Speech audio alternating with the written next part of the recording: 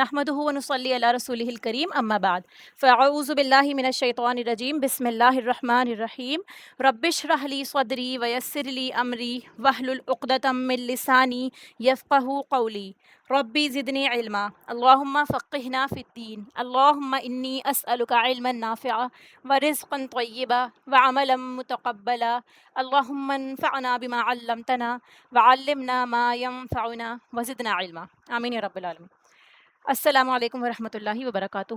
آیت نمبر 89 سے 93، exploring the satanic tactics. شیطان کس طرح اللہ سبحانہ تعالیٰ کے بندوں کو بہکاتا ہے، ان کو دوسرے کاموں میں لگا کر، اللہ کی یاد سے اور نماز سے، اللہ کے ذکر سے غافل کر کے۔ ان آیات کا سب سے پہلے ہم روٹ ورڈز کے ساتھ میں ان کا ترجمہ دیکھیں گے۔ لا یؤاخذکم اللہ باللغو فی ایمانکم۔ لا یؤاخذکم، نہیں مؤاخذہ کرتا تمہارا۔ حمزہ خا اور زال روٹ ہے اس کا، اخذ کرنا، کسی چیز کو پکڑنا، ہولڈ کرنا، ٹھیک ہے۔ تو یہاں پر کیا ہے، مؤاخذہ جو ہے اس کا معنی ہوتا ہے کہ آپ کی پوچھ گچھ ہوگی، یعنی آپ کا مؤاخذہ کیا جائے گا، حساب کیا جائے گا آپ کا۔ تو یہاں لا اسٹارٹنگ میں آیا ہے، اس کا مطلب نہیں کرے گا، نہیں مؤاخذہ کرتا تمہارا اللہ تعالیٰ باللغوی، لغو پر۔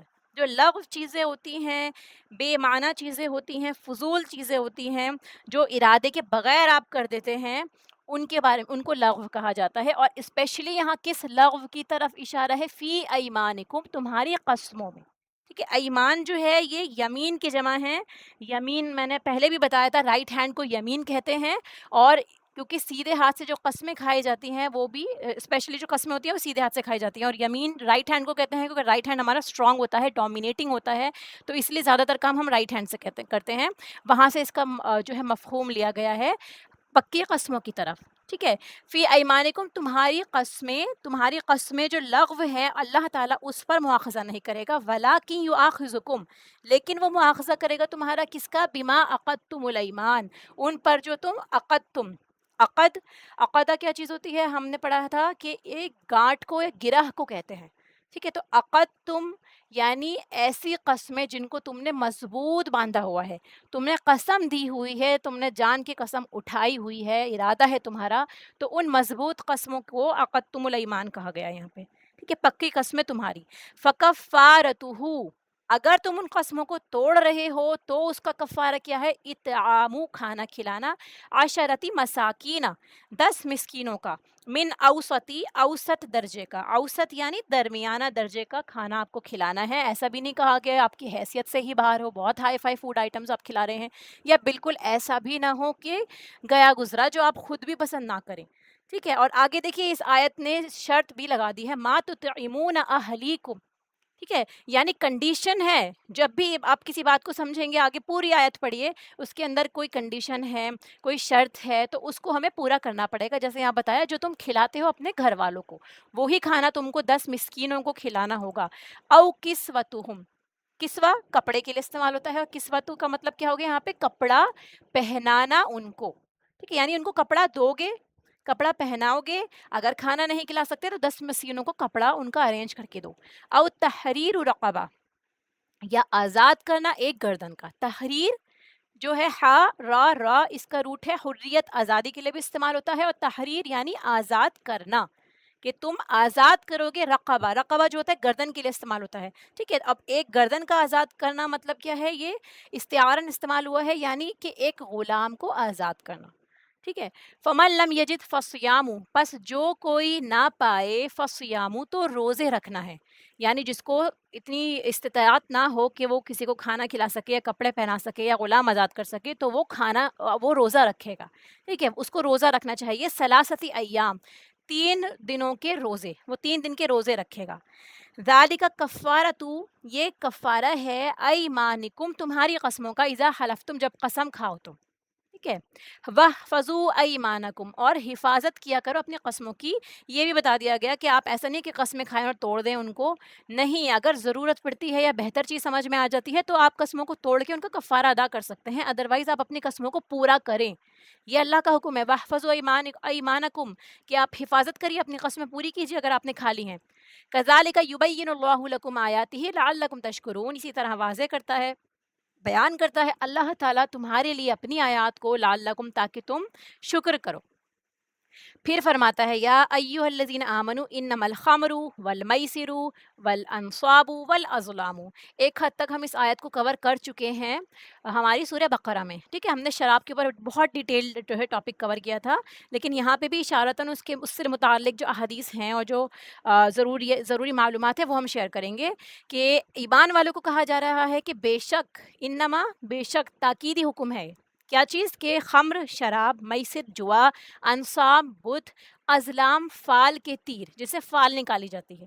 ٹھیک ہے، رجس من عمل الشیطان، یہ ناپاک ہے عمل میں سے، یعنی یہ گندگی ہے، یہ کام کرنا رجس میں آتا ہے. رجس مطلب ناپاکی، گندگی، یہ شیطانی کاموں میں سے ہے.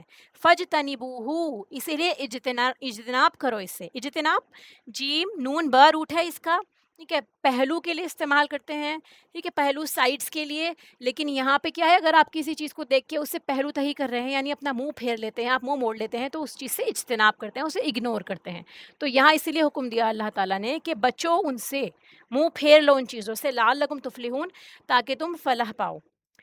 انما یرید الشیطان، بے شک چاہتا ہے شیطان. اب اللہ تعالیٰ کھول کے رکھ رہا ہے پلاننگ ہمارے سامنے کہ شیطان کا یہ پلان ہی ہے، وہ چاہتا ہے ان یوقع بینکم العداوہ. یہ اوپر والی آیت کی ہی تفسیر ہے کہ کیوں اللہ تعالیٰ نے منع فرمایا ہے کہ شیطان ڈال دیتا ہے درمیان تمہارے عداوت، آپس میں بھائی بھائیوں کے، یا جو آپ کے فرینڈز ہیں، جو بھی آپ کے آس پاس میں لوگ ہیں، ان کے درمیان لڑائی دشمنی ڈال دیتا ہے. بل بغضاء، اور بغض ڈال دیتا ہے کہ آپ دوسرے کا نقصان چاہیں گے، یا آپ خود چاہیں گے کہ میسر ہے، جوا کھیل رہے ہیں آپ، سارا مال آپ ہڑپ لیں، آپ جیت جائیں. ٹھیک ہے، اور پھر فرمایا فی الخمری والمیسری، بوجہ شراب و جوا کے، یعنی اس کی وجہ سے ویصدکم عن ذکر اللہ، اور یہی کام کیا کرتے ہیں، روکتے ہیں. صدہ یا صدو کیا چیز ہوتی ہے؟ روکنے کے لیے. ٹھیک ہے، دیوار بن جاتے ہیں، آڑ بن جاتے ہیں. تو یہ روکتے ہیں کن چیزوں سے؟ اللہ کے ذکر سے. اتنا مشغول ہو جاتا ہے انسان، اس کی عقل قابو میں نہیں رہتی، پوری طرح سے غرق ہو جاتا ہے اس میں کہ وہ اللہ کو یاد بھی نہیں کرتا، وعن الصلاۃ، اور نماز کا بھی اس کو یاد نہیں رہتا. فہل انتم، تو کیا تم منتہون، باز آنے والے ہو، رکنے والے ہو، منع کرنے والے ہو. ٹھیک ہے، نون ہا یا روٹ ہے اس کا. باز آنے والے ہو یعنی رک جانے والے ہو تم. اللہ نے کہہ دیا، اللہ تعالیٰ نے فرما دیا، اس کے بعد حکم کے باوجود بھی تم مانو گے یا نہیں مانو گے؟ اور کیا کرنے کو کہا گیا ہے اس کے برعکس؟ اطیعوا اللہ واطیعوا الرسول واحذروا، اللہ کی اور اس کے رسول کی اطاعت کریے اور ڈریے، اپنے حساب سے ڈریے، آخرت سے ڈریے، لوگوں کا دل دکھانے سے، ان کے مال ہڑپنے سے ڈریے، وقت ضائع کرنے سے، نمازوں کو ضائع کرنے سے ڈریے. فَإِن تَوَلَّيْتُمْ، اگر تم نے منہ موڑ لیا، فَاعْلَمُوا أَنَّمَا عَلَىٰ رَسُولِنَا الْبَلَاغُ الْمُبِينُ، اگر تم نے بات نہیں مانی اللہ تعالیٰ کی، اللہ کے رسول کی، تو جان لو کہ ہمارے رسول کے ذمے جو بھی تم کو یہ میسج پہنچا رہا ہے، چاہے وہ رسول اللہ صلی اللہ علیہ وسلم بذات خود ہیں یا ان کے بعد ان کی امت ہے، کوئی بھی ہے جس نے یہ میسج پہنچا دیا، اس کا کام صرف تم کو بتانا ہے، تم کو اویئر کرنا ہے. کرنا نہ کرنا یہ تمہارا کام ہے. لیس علی الذین آمنوا وعملوا الصالحات جناح فیما طعموا اذا ما اتقوا، نہیں ہے ان لوگوں کے اوپر جو ایمان لائے اور انہوں نے عمل کیے نیک، یعنی ایمان والے اور اچھے عمل کرنے والے لوگوں کے اوپر کیا نہیں ہے؟ جناحن، کوئی گناہ نہیں ہے. فیما طعموا، اس میں سے جو انہوں نے کھایا. ٹھیک ہے، طعام کھانے کے لیے آتا ہے، طعموا جو ہے یہ ورب ہو گیا ہمارا کہ جو انہوں نے کھایا، اذا ما اتقوا، جب انہوں نے تقویٰ کیا، یعنی جب وہ اللہ سے ڈرتے تھے، انہوں نے جو معاملہ کیا ہے، تفسیر میں انشاءاللہ اچھے سے کلیئر ہوگا کہ کس کے بارے میں بات ہو رہی ہے. تو انہوں نے تقوی اختیار کیا، وآمنوا، اور ایمان لائے، وعملوا الصالحات، انہوں نے عمل کیے نیک، ثم اتقوا وآمنوا ثم اتقوا واحسنوا، پھر انہوں نے تقوی کیا، وہ ایمان لائے، پھر انہوں نے تقوی کیا اور انہوں نے نیک کام کیے. ٹھیک ہے، ابھی ہم سے ورڈ ٹو ورڈ دیکھ رہے ہیں. واللہ یحب المحسنین، اللہ تعالیٰ پسند کرتا ہے احسان کرنے والوں کو، نیکوکاروں کو اللہ تعالیٰ پسند کرتا ہے. آیت نمبر 89 سے دیکھیے اب.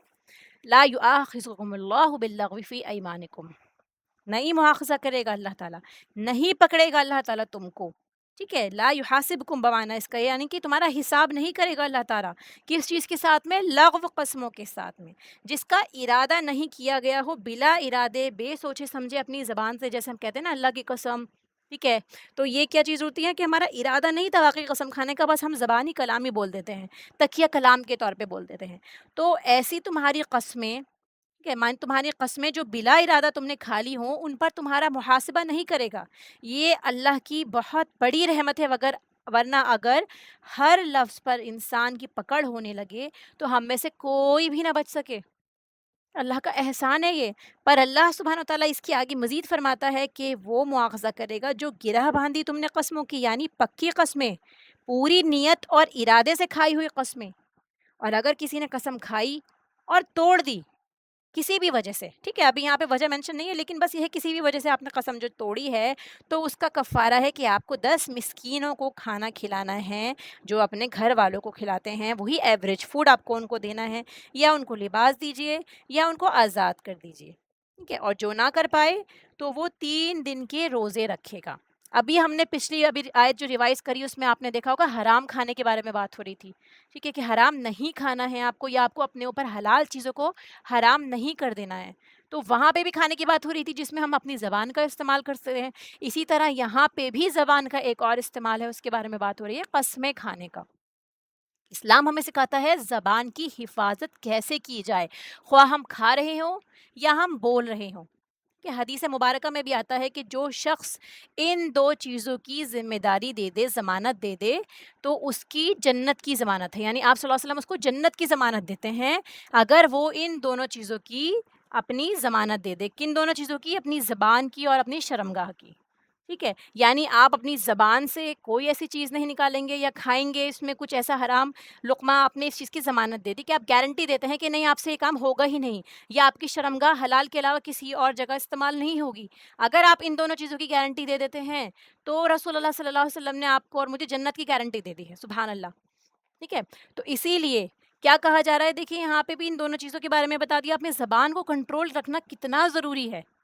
اور قسم، اللہ کا نام لے کر کوئی بات کہنا یا وعدہ کرنا کسی بھی کام کا، ٹھیک ہے، اللہ کا نام لے کر، تو وہ ہماری قسمیں ہو جاتی ہیں، جیسے ہماری پکی قسمیں ہو گئی. اگر ہم اللہ کا نام لے رہے ہیں کسی چیز میں کہ ہم یہ کام کر دیں گے، اللہ کو گواہ بناتے ہیں ہم اس وقت میں.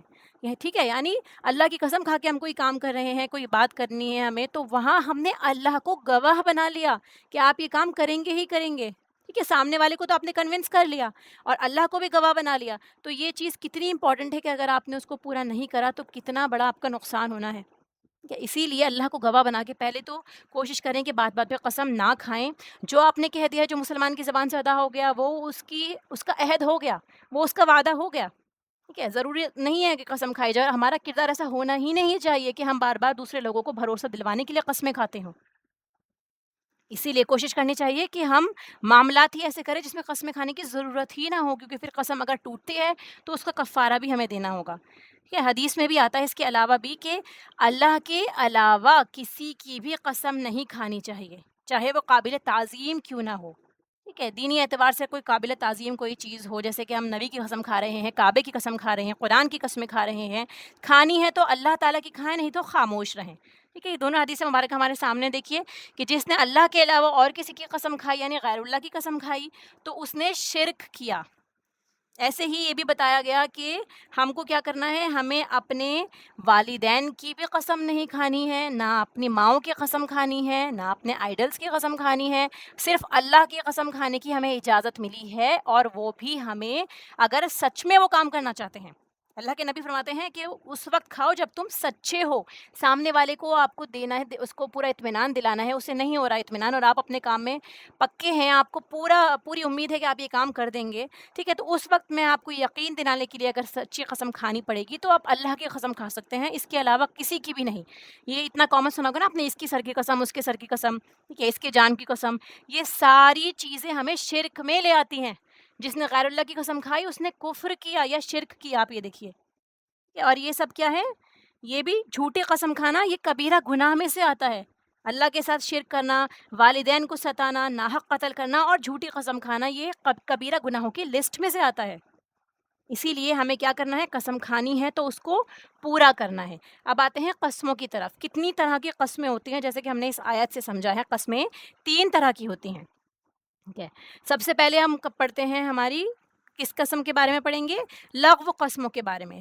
لغو کا معنی جیسے میں نے ابھی بتایا، بے معنی، جو بغیر کسی ارادے کے قسم کھائی جاتی ہے. جلد بازی میں انسان قسم کھا لیتا ہے کہ باخدا کہہ دیا، ٹھیک ہے، یا قسم سے کہہ دیا. تو حضرت عائشہ رضی اللہ عنہا فرماتی ہیں کہ لغو قسموں سے مراد ایسی قسم ہے جو انسان تکیہ کلام کے طور پر کہہ دیتا ہے. وہ قسم جو انسان اس وقت کہہ دیتا ہے سچ سمجھ کر، لیکن بعد میں جب اسے یاد آتا ہے کہ وہ بات ایسی نہیں تھی، تو ان پر بھی مواخذہ نہیں، یعنی بھول کر اگر آپ نے غلط فہمی میں بھی کوئی قسم کھا لی جس میں آپ کے مائنڈ میں تھا کہ ہاں یہی چیز ایسی ہی ہے، آپ پورے 100% اس وقت میں شیور تھے، یعنی آپ ہو سکتا ہے بھول کر یا آپ کو کوئی مس انڈرسٹینڈنگ تھی، اس چیز پہ آپ نے قسم کھا لی، ٹھیک ہے، لیکن بعد میں یاد آیا کہ وہ تو چیز ایسی نہیں تھی اور میرے مائنڈ سے سلپ ہو گیا یا مجھے یاد نہیں رہا، تو ان قسموں پہ بھی انشاءاللہ مواخذہ نہیں ہوگا، کیونکہ وہ بھی آپ نے بھول کر کھائی ہیں، ٹھیک ہے، یہ لغو قسموں کے اندر چلی جائیں گی۔ اور پھر آتی ہے ہماری یمین غموس۔ یمین غموس، دیکھیے غمس جو ہوتا ہے جھوٹی قسم کے لیے استعمال ہوتا ہے، اس کا لفظی معنی ہوتا ہے ڈبونا، کیونکہ جھوٹی قسم انسان کو ڈبو دینے کا کام کرتی ہے، اسی لیے اس کو یمین غموس کہتے ہیں۔ جھوٹی بات پر خدا کو گواہ بنایا جانا یہ بہت بڑا گناہ ہے، ٹھیک ہے، کیونکہ یہ قسم کھانے والا انسان گناہوں میں ڈوب جاتا ہے، اس طرح یاد رکھیں اسے، ٹھیک ہے۔ غموس جو ہے ڈوبنے کے لیے استعمال ہو رہا ہے، کسی چیز کو ڈبونا، تو جھوٹی قسم کھانے والا گناہوں میں ڈوب جاتا ہے، اس لیے اس کو یمین غموس کہتے ہیں، جھوٹی قسم۔ حدیث مبارکہ میں آتا ہے جو شخص کسی معاملے میں جھوٹی قسم کھاتا ہے تاکہ وہ اس کے ذریعے سے کسی مسلمان کا مال حاصل کر لے، وہ اللہ کو ایسی حالت میں ملے گا کہ اللہ تعالیٰ اس پر ناراض ہوگا، ٹھیک ہے۔ تو کسی کا مال ہڑپنے کے لیے، ناحق مال کھانے کے لیے ہم جو قسمیں کھاتے ہیں، کسی بھی معاملے میں جو ہم جھوٹی قسمیں کھا رہے ہوتے ہیں، تو اللہ تعالیٰ کی ناراضگی کا سبب ہے، اور اللہ تعالیٰ ناراض ہوگا تو آگے کیا معاملہ ہوگا ہم نہیں جانتے، کیونکہ دنیا میں اللہ کو منانا بہت آسان ہے، قیامت کے دن اللہ تعالیٰ کو منانا بے انتہا مشکل ہے، اور اللہ تعالیٰ جس سے خود چاہے گا اسی سے راضی ہوگا، جیسے ہمارے اعمال ہوں گے وہی اللہ تعالیٰ کو راضی کر سکتے ہیں، وہ پوری دنیا غیب کے پردے میں ہے، تو اسی لیے اس معاملے کو بالکل لائٹلی نہ لیں، اللہ تعالیٰ کو اتنا لائٹلی نہ لینا، اعوذ باللہ، کہ ہم نے بس 2 آنسو بہائے اور اس دن بھی ہم اللہ کو منا لیں گے، اللہ تعالیٰ تو بہت رحیم ہے، ہمارا معاملہ آسان ہو جائے گا۔ انبیاء بھی اس دن اپنے آپ کو بچانے کے لیے نفسی نفسی کر رہے ہوں گے، کہاں ہمارا حال، ٹھیک ہے، اسی لیے اسی دنیا میں اپنا معاملہ درست کرتے چلیں۔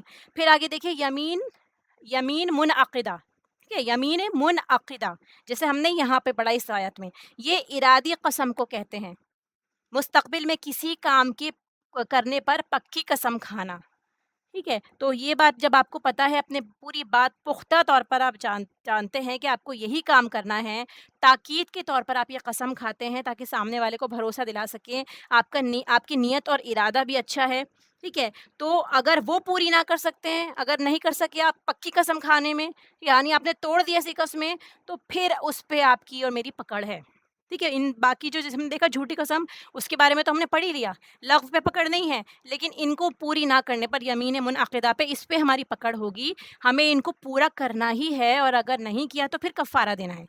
تو کفارہ کیا ہے؟ جیسے ہم نے اس آیت میں پڑھا 10 مسکینوں کا درمیانے درجے کا کھانا کھلانا ہے، ٹھیک ہے، یا کپڑا پہنا یا غلام آزاد کریے، نہیں تو 3 دن کے مسلسل روزے رکھیے، ٹھیک ہے۔ پھر اب آگے دیکھیے اس کے بعد میں یہ ایک پیٹرن ہے، یعنی آپ یہ نہیں کر سکتے کہ پہلے ہی روزے رکھ لیے، ٹھیک ہے، یہ سیکوینس آپ دیکھیے، جو آیات کی ترتیب ہے اس کے مطابق سب سے پہلا جو کفارہ ہے ہمیں وہی ادا کرنا ہوگا۔ یہ یا کا مطلب یہ نہیں ہے کہ جو مرضی کر دو، پہلے آپ کو 10 مسکینوں کو کھانا کھلانا ہی ہے، آپ کو کوشش کرنی ہے کہ آپ ان کو کھانا ہی کھلائیں، ٹھیک ہے، اور روزے کی رخصت اس شخص کے لیے ہے جس کے پاس وسعت ہی نہیں ہے، اتنے پیسے ہی نہیں ہیں کہ وہ کسی کو کھانا بھی کھلا سکے، الحمدللہ ہم سب کو اللہ نے اتنی توفیق دی ہے کہ ہم کھانا کھلا سکتے ہیں، ٹھیک ہے، اور کھانا بہتر ہے، یہ بھی یاد رکھیں کہ کسی کو کھانا دینا، پراپر میل دینا یہ بہتر ہے، نہ کہ یہ کہ آپ نے آٹا دے دیا یا پیسے دے دیے اس کو، اور یا پھر کپڑا اگر آپ دے رہے ہیں، کھانا نہیں کھلا سکتے تو کپڑا دے رہے ہیں، ہو سکتا ہے کسی کو کپڑے کی بہت زیادہ ضرورت ہے، آپ جانتے ہو کسی کو کہ اس کو کھانے کا ارینجمنٹ ہو جاتا ہے کسی اور سے لے لا کے، لیکن اس کو کپڑے کا نہیں ہو پا رہا، تو ہر ملک کا لباس بھی الگ ہوتا ہے، ایک جوڑا کپڑا پہنا دیجیے ان کو ایک وقت کا، جیسے ہوتا ہے نا ایک جوڑا کپڑا، جیسے کھانا ہے تو ایک وقت کا کھانا ہو گیا، ایسے ہی ایک جوڑی کپڑا آپ ان کو دے سکتے ہیں، جس ملک کے حساب سے جہاں پہ وہ رہنے والا ہے اس شخص کو اس اعتبار سے کپڑا دے سکتے ہیں، یا پھر ایک غلام آزاد کریں گے، ٹھیک ہے۔ اگر یہ نہیں ہوگا تب جا کے کہیں ہم کو یہ مسلسل روزے رکھنے ہیں، 3 دن کے مسلسل روزے، کانزیکیوٹیو روزے ہمیں رکھنے ہیں، ٹھیک ہے، ہمیں اس میں گیپ نہیں کرنا ہے۔ پھر آتا ہے کہ یہ کفارہ ہے تمہاری قسموں کا کہ جب تم قسم کھاؤ اور اپنی قسموں کی حفاظت کرو، ان کا مذاق نہ بناؤ، ٹھیک ہے، کہ کھا لی اور توڑ دی. تو قسموں کی حفاظت کیسے ہوگی؟ سوچ سمجھ کر قسم کھانے کے وقت، کہ آپ کو قسم کھانی ہے تو آپ سوچ سمجھ کر قسم کھائیں گے. کثرت سے قسم نہ کھائیں منافقوں کی طرح، کیونکہ منافق قسم کھایا کرتے تھے. تو یہ مسلمان کا طریقہ نہیں، یہ منافقوں کا طریقہ ہے. اور پھر صرف اللہ کی قسم کھائی جائے، اس میں بھی احتیاط کیا جائے، کھا کر توڑی نہ جائے. اگر توڑ دی تو پھر آپ اس کو کفارہ ادا کریں گے. اللہ تعالیٰ فرماتا ہے، اسی طرح بیان کرتا ہے اللہ تعالیٰ تمہارے لیے اپنے احکامات کو کھول کھول کر، تاکہ تم شکر ادا کرو کہ اللہ نے ہمارے لیے آسانی کر دی. اگر ہم کو یہ قیامت کے دن پتہ چلتا، ہمیں وہاں جا کے معاملہ کرنا پڑتا، تو ہمارا کیا ہوتا؟ اسی لیے یہ قانون دنیا میں بتا دیے گئے ہیں، تاکہ ہم یہیں سے اپنا معاملہ ٹھیک کرتے چلیں اور دوسرے لوگوں کا بھی خیال رکھیں کہ اگر ہم نے کسی کو کمٹمنٹ کر دی ہے، پھر ہم اس کو لائٹلی لیتے ہیں، کیا پتہ کس کو کتنا بڑا نقصان ہو جائے ہماری ذات سے. ٹھیک ہے؟ تو اسی لیے اللہ تعالیٰ کا شکر ادا کریں اس چیز پہ کہ اللہ تعالیٰ نے ہم کو دنیا میں ہی اویئر کر دیا. پھر ایک چیز اور یاد رکھیے کہ ہمیں جو کہا گیا ہے قسم جو کھا لی ہے، اگر آپ کو قسم یاد نہیں رہی یا انجانے میں کھا لی تھی، تو اس کے بارے میں بھی حدیث مبارکہ ہے کہ میری امت سے اٹھا لیا گیا ہے چوک بھول اور جس پر مجبور کر دیا گیا ہے. یعنی اگر آپ کوئی چیز بھول گئے ہیں تو انشاءاللہ اس میں مواخذہ نہیں ہوگا. یہ حدیث مبارکہ ہم کو دلیل کے طور پہ مل گئی ہے. پھر ایک حدیث میں آتا ہے کہ کسی مجلس میں قسم اٹھانے والا اگر انشاءاللہ کہہ دے، پھر پوری کوشش کے بعد بھی پورا نہ کر پائے، تو وہ قسم توڑنے والا نہیں ہے. ٹھیک ہے، یعنی اس نے قسم اٹھا کے انشاءاللہ کہہ دیا، لیکن اس نے اپنی مقتور بھر کوشش کر دی کہ وہ کام پورا کرے، کیونکہ اللہ تعالیٰ تو جانتا ہے، اس کی نیت بھی اللہ تعالیٰ کو پتہ ہے. پھر اگر وہ کام نہیں ہو پایا کسی وجہ سے، تو انشاءاللہ اس پر مواخذہ نہیں ہوگا، کیونکہ معاملہ نیتوں کا ہے اور نیت اللہ تعالیٰ جانتا ہے ہر انسان کی. اگر انسان کسی ایسے کام کو کرنے کی قسم کھائے جو عبادات سے ریلیٹڈ ہے، تو بھی اسے پورا نہ کریں. یعنی اگر آپ نے جو ہے ایسی قسمیں کھا لی ہیں، جیسے کہ جاہلیت کے دور میں بھی ایسا ہوتا تھا کہ یہ لوگ قسم کھا لیا کرتے تھے کہ ہم ایسا کام نہیں کریں گے، ہم یہ مطلب عبادات سے ریلیٹڈ قسم ہے، کہ جس میں آپ عبادت نہ کرنے کی کوئی قسم کھا لیتے ہیں، کہ میرا کسی سے ناراض ہو کے آپ نے قسم کھا لی، ٹھیک ہے، میں روزہ نہیں رکھوں گی، یا پھر میں ایسے نفل نماز نہیں پڑھوں گی. کوئی بھی ایسی قسم جو عبادات سے ریلیٹڈ ہے، اس کو توڑنے پہ کفارہ نہیں ہوگا، کیونکہ نیکی کے کام سے روکنے کے لیے آپ نے قسم کھائی ہے، تو اس کام کو کرنا ہی اس کا کفارہ بن جائے گا. ایک اور حدیث میں آتا ہے، جب تو کسی بات پر قسم اٹھائے پھر اس کا غیر اس سے بہتر جانے، تو بہتر کام کر اور اپنی قسم کا کفارہ دے دے. یعنی آپ نے کسی کام کے لیے قسم اٹھا لی تھی، پھر بعد میں پتہ چلتا ہے کہ اس سے اچھا بھی کوئی کام ہے، بہتر طریقہ ہے، تو اس پہ آپ کیا کریں گے؟ اپنی قسم کو توڑ کے کفارہ دے دیں گے اور اچھا کام کر لیں گے. پھر ایک بات اور دھیان رکھیں، اگر کوئی آپ پر قسم ڈال دیتا ہے، ٹھیک ہے، تو یعنی جب مسلمان جب کسی کو قسم دے کر کہے کہ تم یہ کام کرو، تو اس پر لازم ہے کہ وہ اپنے اس بھائی کی قسم کو پورا کرے اور اس کو قسم توڑنے والا بنانے سے بچائے. یعنی آپ کے اوپر کسی نے قسم ڈال دی ہے کہ تمہیں میری قسم تمہیں ہی کام کرنا ہے، تو اب آپ کو کیا کرنا ہوگا؟ آپ اس قسم کو پورا کر دیں. ٹھیک ہے، تاکہ وہ سامنے والا بھی جو ہے وہ اس کا مستحق نہ بن جائے کہ وہ قسم توڑنے والا نہ بن جائے. ٹھیک ہے، اگر وہ اسپیشلی وہ کام ممکن ہے. اب یہ نہیں ہے کہ ہر کوئی آپ کو بلیک میل کرنے لگ جائے گا قسم کے نام پہ کہ یہ تمہیں قسم ہے، تمہیں قسم ہے. جو دے رہا ہے قسم، اس کو بھی ڈرنا چاہیے، کیونکہ تم نے قسم دی ہے، اگر اس نے نہیں کرا سامنے والے نے، تو کفارہ تم کو ادا کرنا پڑے گا، کیونکہ تم نے اسے قسم دی ہے. اسی لیے جس کو دی گئی ہے اس کو بھی کہا گیا ہے کہ تم اپنے بھائی کی مدد کرو، وہ کام پورا کر دو اگر تمہارے بس میں ہے، اور جو دے رہا ہے اس کو بھی دیکھنا چاہیے کہ سامنے والے پہ بھی زیادتی نہ ہو. ٹھیک ہے، تو اسی لیے دونوں ایک دوسرے کا خیال رکھیں. ایک دفعہ ایک عورت نے 2 کھجور کھانے کے لیے دیں کسی کو. ٹھیک ہے، اس نے ایک دفعہ ایک عورت نے ایک عورت کو 2 کھجوریں کھانے کو دیں کسی نے، پھر اس نے اس کھجور میں سے کھا لیا، اور پہلی والی میں اس نے قسم ڈال دی کہ تم کھاؤ اس کو، تمہیں ایک قسم ہے کہ تم کھاؤ. یعنی ایک اس نے کھا لی اور دوسری والی اس کو دے دی کہ تم اس میں سے کھاؤ. لیکن پہلی والی نے کیا کیا؟ انکار کر دیا کہ نہیں مجھے نہیں کھانی. حالانکہ دوسری عورت نے کیا کیا تھا؟ اسے قسم دی تھی کہ یہ والی یہ کھجور تمہیں کھانی ہے، تمہیں میری قسم ہے، یا جس کی بھی انہوں نے قسم دی ہوگی. ٹھیک ہے، یہ کلیئر نہیں تھا. تو پھر اس نے انکار کر دیا کہ نہیں مجھے نہیں کھانی. اس پہ رسول اللہ صلی اللہ علیہ وسلم نے فرمایا کہ اس کی قسم کو پورا کرو، بے شک اس کا گناہ اس پر ہوگا جو قسم پوری نہ کرائے. اگر وہ پوری قسم اس نے نہیں کری تو ڈالنے والے پر بھی پکڑ ہوگی. اسی لیے ڈالنے سے بھی پرہیز کرے، جیسے میں نے بھی بتایا نا کہ کسی پہ ناحق قسم ڈالے بھی نہ، اور اگر ڈال دی ہے اور اس نے نہیں پوری کری تو پھر آپ کے اوپر ہی کفارہ ہوگا، آپ کو پوری کرنی ہوگی. سامنے والا اس سے بیزار ہے، اس نے نہیں کہا تھا کہ مجھ پہ قسم دو. تو یہ ان لوگوں کے متعلق ہے کہ جو دوسروں کو قسم دیتے ہیں. یہاں یہ اگر ہم اپنے آپ کو قسم دیتے ہیں کہ میں فلاں کام کروں گا یا نہیں کروں گی، اس کے بارے میں بھی میں نے بتایا کہ وہ کام پورا کرنا ہے، آپ کو بہتر کام مل جائے تو اس کا کفارہ دے دیں. پھر اس کو اور دیکھ لیں ایک بار نا، جو نظر ہوتی ہے، عہد ہوتا ہے اور قسم، اس میں تھوڑا-سا اس کے بارے میں دیکھیے. نظر جو ہوتی ہے، میک واجب upon oneself to do a مستحب. ہم کسی کام کو اپنے اوپر مستحب کر لیتے ہیں کہ ہم یہ کام کریں گے، کوئی اچھی چیز جیسے ہوتی ہے تو ہم اس کے لیے نظر مان لیتے ہیں کہ ہم فلاں کام کریں گے. اور اسٹیئنگ اوے فرام دا مکروہ تھنگ، ٹھیک ہے، کہ میں نظر مانتی ہوں اللہ کی کہ میں اتنے روزے رکھوں گی یا پھر اس حرام چیز سے بچ کے رہوں گی اللہ کی رضا کے لیے، تو اس کو ہم نظر کہتے ہیں. اگر آپ نے اس کو پورا کر، if need fulfilled and promise not kept, اگر آپ نے اس کو پورا نہیں کیا، آپ کا کام ہو گیا تب بھی آپ نے اپنی نظر پوری نہیں کری، تو تب بھی آپ کو اس قسم کی طرح کفارہ دینا ہوگا، 10 مسکینوں کو کھانا کھلانا، کپڑے پہنانا، جیسے ہم نے یہاں پڑھا. ٹھیک ہے. اور یہ جو ہے ہماری اوتھ جو قسم ہے، وہ ہم ابھی ڈیٹیل میں پڑھ چکے ہیں کہ اللہ کا نام لے کر آپ نے کوئی قسم کھائی تو تب بھی کیا کرنا ہے آپ کو، اگر توڑ دی ہے تو یہ کفارہ ہے. پھر آتا ہے عہد کے بارے میں، یعنی ایسے کام جو آپ کے اوپر واجب ہیں، آپ کو کرنے ہی کرنے ہیں، اس کو آپ نے توڑ دیا. مثال کے طور پہ جیسے کہ ہم نے کیا کیا، ہمیں روزہ رکھنا تھا، ٹھیک ہے، اور کسی بھی شرائط کی وجہ سے جو ہم نے پڑھے ہیں، ڈسکس کریں پہلے بھی، کہ جن سے روزہ ٹوٹ جاتا ہے یا ہم نے جان بوجھ کے کھانا کھا لیا، اس سے روزہ ہمارا ٹوٹ گیا، تو پھر کیا کرنا ہوگا، 60 مسکینوں کو کھانا کھلانا اس کا کفارہ ہے. ٹھیک ہے. ان اوبلیگیشنس پہ یا لافل چیزوں پہ یا ایسی چیزوں پہ جو آپ کو کرنی تھی، وہ اللہ کے ساتھ آپ کا عہد تھا، وہ اب آپ کی عبادت کا حصہ تھا. ٹھیک ہے. وہ عہد آپ کا اللہ کے ساتھ میں ہے. ان چیزوں کو اگر آپ نے توڑ دیا، جیسے ہم نے روزے کے معاملے میں پڑھا تھا، تو وہاں پہ آپ کو کیا کرنا ہے، 60 مسکینوں کو کھانا کھلانا ہے یا پھر 2 مہینے کے مسلسل روزے رکھنے ہیں، نہیں تو پھر آپ کو غلام آزاد کرنا ہے. اگلی آیت میں آتے ہیں، یا ایھا الذین آمنوا انما الخمر والمیسر. ٹھیک ہے، کہ یہاں پہ بتایا جا رہا ہے، اللہ سبحانہ وتعالیٰ فرماتا ہے، اے لوگوں جو ایمان لائے ہو. ٹھیک ہے. خمر، میسر. اب خمر کیا چیز ہوتی ہے، اس کو سمجھیے. دیکھیے، خمر اس کا لفظی معنی ہوتا ہے ڈھانپنا. ٹھیک ہے، ڈھانپنے والی. ٹھیک ہے. تو خمار بھی آپ نے دیکھا ہوگا، خمار اوڑھنی کو کہتے ہیں کیونکہ وہ ڈھانپ لیتی ہے آگے سے.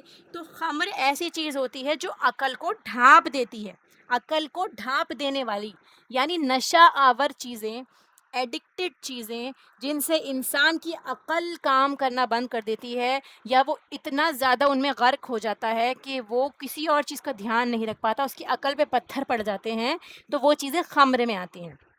روایات میں آتا ہے کہ ہر وہ چیز جو نشہ پیدا کرے وہ خمر ہے. اس کے بارے میں یہ بھی بتایا جاتا ہے. ٹھیک ہے. اور جس چیز کی زیادتی نشہ پیدا کرتی ہے، اس کی تھوڑی میں بھی ممنوع ہے. یعنی تھوڑی سی لے لینا، تھوڑا، بس تھوڑا تھوڑا کر رہے ہیں، اور ہم کو معلوم ہے کہ ہم اس کے ایڈکٹ ہو جائیں گے.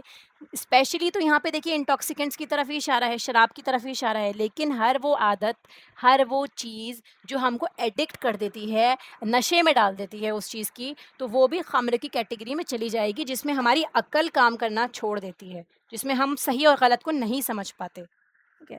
اب دیکھیے میسر کیا چیز ہوتی ہے. میسر جو ہوتا ہے تو وہ یسر سے بنا ہے، یعنی وہ مال جو آسانی سے ہاتھ آ جائے. ٹھیک ہے. ہر وہ مال جو آسانی سے ہاتھ آ جائے. ٹھیک ہے. اور یہ لاٹری کی قسم بھی سمجھ لیجئے. تو جوا اصطلاحی طور پہ جوئے کے لیے استعمال ہو رہا ہے، لاٹری بھی اس میں آ جائے گی. تو آسانی سے، ایزی منی جسے کہتے ہیں، وہ مال جو آسانی سے ہاتھ آ جائے. انصاب کیا چیز ہوتی ہے. انصاب نصب سے بنا ہے، نون صاد با، گاڑنے کے لیے استعمال ہوتا ہے، گاڑنا. ٹھیک ہے. کوئی چیز جو گاڑ دی گئی ہو. تو اس سے مراد وہ پتھر ہیں جو عبادات کے لیے گاڑے جاتے تھے بتوں کی شکل میں ہو یا اس کے علاوہ، کہ وہ گاڑی ہوئی چیزیں. ٹھیک ہے. اب دیکھتے ہیں اہل عرب کے بارے میں بھی بتایا جاتا ہے کہ اہل عرب کعبے کے ارد گرد پتھر اور بت نصب کر دیتے تھے، جن کے لیے وہ وہاں جا جا کے خون بہایا کرتے تھے، قربانیاں دیا کرتے تھے، کہ ان پتھروں کے اوپر ان قربانی کے خون کو لگا دیا کرتے تھے کہ فلاں کے لیے ہم نے قربانی کری ہے.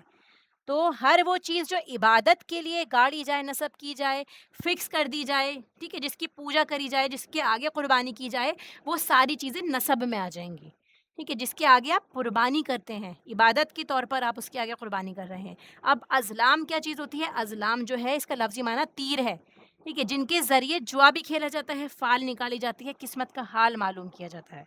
کہ ازلام ظلمہ کی جمع ہے جوئے کے تیر جو کعبے میں حبل کے پاس رکھے جاتے تھے، جس کے اوپر افعل لا تفعل لکھا ہوتا تھا، یعنی جو بھی تیر آئے گا وہ کام اس سے کیا جائے گا یا نہیں، اچھی بری فال نکالی جاتی تھی، اس کے بعد ہی کام کیا جاتا تھا.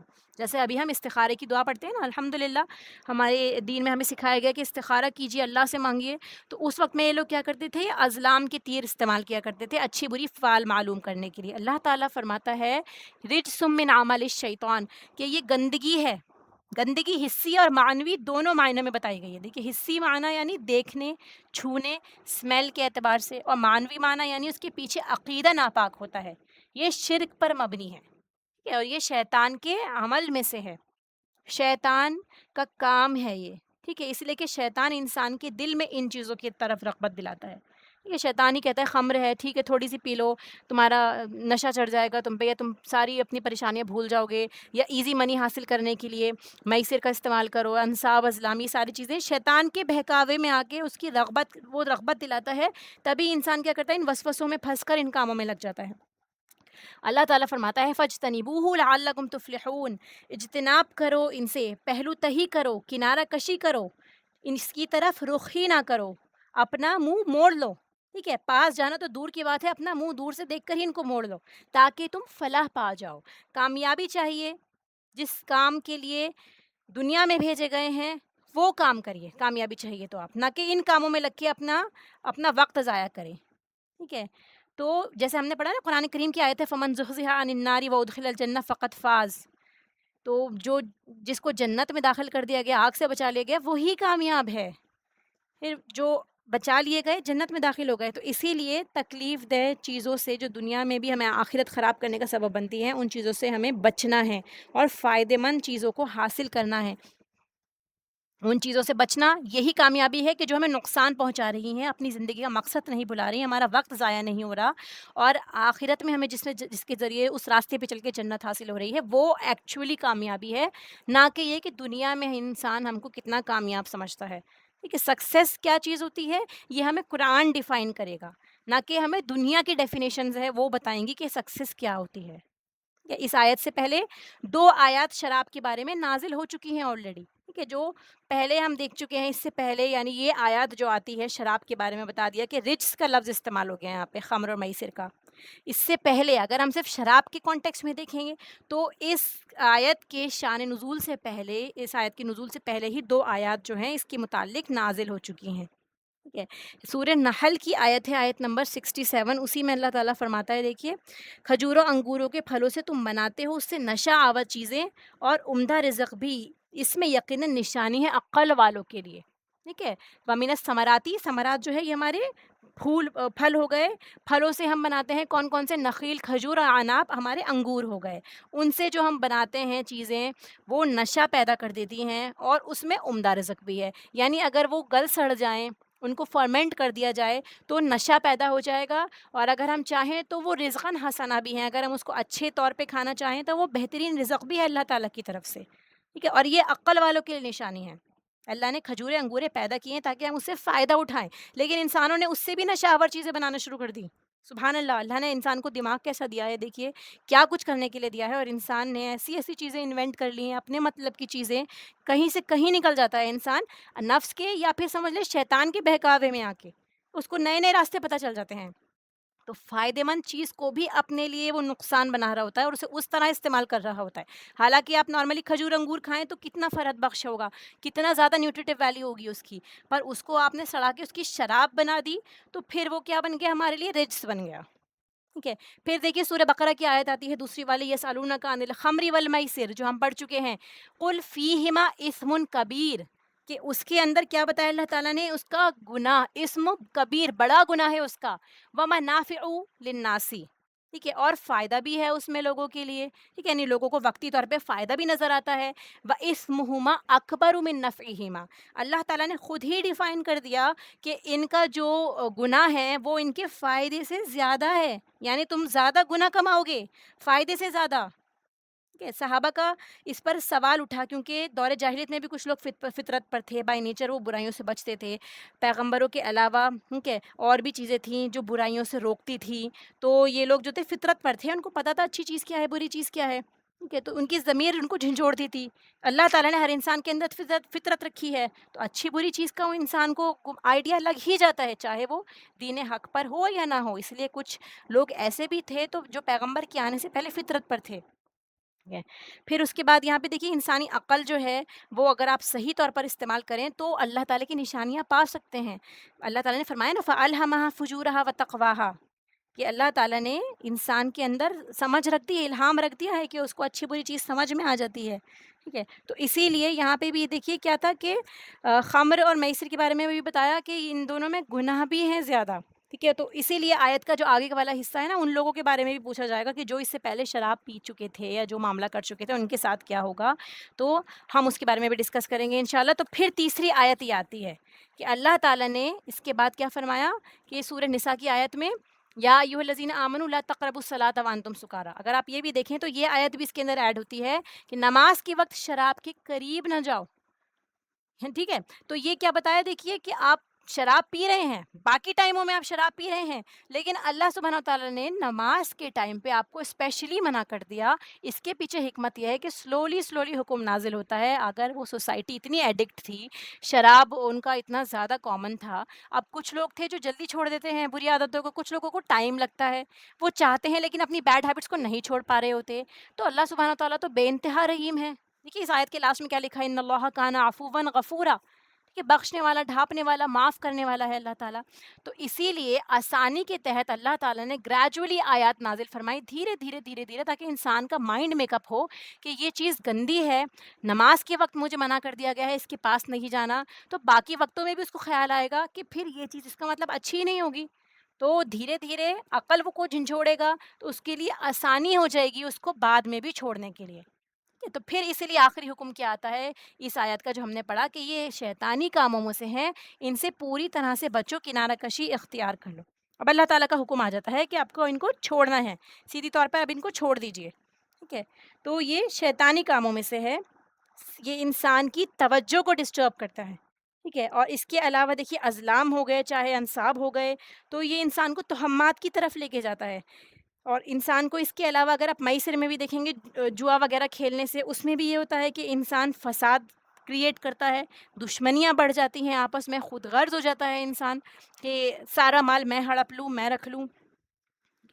اس کے بارے میں حدیث مبارکہ دیکھیے، ابن عباس رضی اللہ تعالیٰ عنہ فرماتے ہیں کہ قبیلہ ربیعہ کا ایک وفد آیا آپ صلی اللہ علیہ وسلم کے پاس، تو آپ نے ان لوگوں کو حکم دیا کہ فلاں برتن جس میں شراب بنائی جاتی تھی، یعنی دور جاہلیت میں بھی کچھ برتن مخصوص تھے جن میں شراب بنائی جاتی تھی، تو آپ نے کیا کہا کہ اب جب اسلام آ گیا ہے، آپ نے بتا دیا شراب کی حرمت کے بارے میں، تو فرمایا کہ ان میں وہ کام نہ لیا جائے، یعنی آپ ان برتنوں کا استعمال نہیں کریں گے کہ جن برتنوں میں بھی آپ ان کو بنایا کرتے تھے، ان میں کوئی حلال چیز بھی نہیں بنائیں گے، ان برتنوں کو اس میں کچھ اور بنانے کو بھی منع کر دیا گیا، یعنی اتنا زیادہ بچنے کا حکم دے دیا گیا کہ آپ ان برتنوں کو ہی استعمال نہ کریں جو خاص برتن آپ شراب کے لیے استعمال کرتے تھے۔ آپ صلی اللہ علیہ وسلم نے یہ بھی فرمایا میری امت میں ایسے لوگ پیدا ہوں گے جو زنا کو، ریشم کو اور شراب اور موسیقی کو دوسرے نام دے کر انہیں اپنے اوپر جائز قرار کر دیں گے، شراب کے بھی نام بدل بدل کے اپنے اوپر جائز بنا لیں گے اس کو۔ ایسے ہی حضرت انس رضی اللہ تعالیٰ عنہ فرماتے ہیں کہ آپ صلی اللہ علیہ وسلم کے پاس ایک شخص لایا گیا جس نے شراب پی رکھی تھی،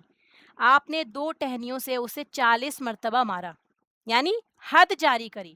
ٹھیک ہے، بہت زیادہ سختی نہیں کری، دیکھیے کہ کوڑے مارے گئے، ٹہنیاں لے کے آپ نے اس کو 2 ٹہنیوں سے 40 مرتبہ مارا، آپ نے حد جاری کری۔ آپ نے فرمایا اللہ نے جس چیز کا پینا حرام کیا اس کی خرید و فروخت بھی حرام ہو گئی، یعنی اس کا ہر طور پہ جس بھی طریقے سے آپ اس کو ٹریڈنگ کریں گے یا جس بھی کام میں اس کا شراب کا جو ہے عمل دخل ہوگا، وہ سارے کام آپ کے اوپر حرام ہو جاتے ہیں، کسی بھی کام میں آپ کو اجرت نہیں لینی، اس کا کسی کام میں سیلری نہیں لینی۔ ٹھیک ہے، پھر اس کے بعد دیکھیے حضرت انس رضی اللہ عنہ فرماتے ہیں آپ نے شراب کے سلسلے میں 10 لوگوں پر لعنت فرمائی، نچوڑنے والے، نچڑوانے والے، لینے والے، اٹھانے والے، جس کے لیے لائی جائے، پلانے والے، بیچنے والے، اس کی قیمت کھانے والے، خریدنے والے یا جس کے لیے خریدی گئی ہو، ان سب پر لعنت ہے۔